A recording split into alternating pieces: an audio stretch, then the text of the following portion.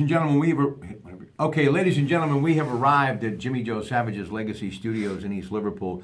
We're going to be talking about the Pirates and the Olympics with Bob Dvorak, and also a little stroll down memory lane with Dan Beatty Jr., his father for many years, team physician of the East Liverpool Potters, and a really well-known physician here in this region. It's going to be nice to spend some time with him. But I was doing a lot of thinking today because of the death of Billy Graham, the evangelist who passed away at his home at the age of 99 in North Carolina.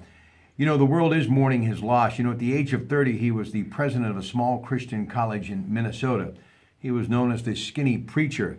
After a flop in Altoona, Pennsylvania, Graham was ready to call it quits. I think we've all been there time after time in our life, right?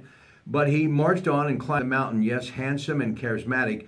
Well, it did help. But he also met a gentleman by the name of Charles Templeton who traveled with him, preaching to the young in the 1940s. It was then that they started reading modern theology. Then a giant decision: while walking and reading his Bible in Southern California's San Bernardino Valley, he decided to preach the gospel and not worry about the intellectual challenges of faith. Post-war America embraced his message. He then persuaded organizers to spend, which was back then a lot of money, $25,000 on billboards, radio spots, and newspaper ads, asking Californians to visit the Canvas Cathedral, which was a giant tent, and hear America's sensational young evangelist preach. They all came, including William Randolph Hearst. And guess what? Within days, the Hearst newspaper chain, the biggest of its time, was printing the name, of course, the new tide of faith, Billy Graham, churning under that big top in which a lot of folks were turning out in Los Angeles. Thus, Amen Corner was born, and his flock never stopped growing. Consider the following, this example: 1948, the year before the Los Angeles Crusade, 65,000 people came to hear Graham preach. In 1950, that number rose to 1.8 million, and it continued to grow for decades.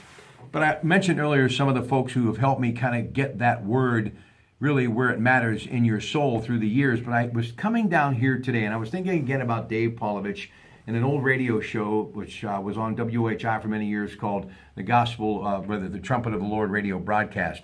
And not only that, but my longtime friendship with Greg Newbold. For many years, we did a show called The Front Page on television. And there have been many others, people that if you're from East Liverpool and the surrounding area, you're going to be very familiar with.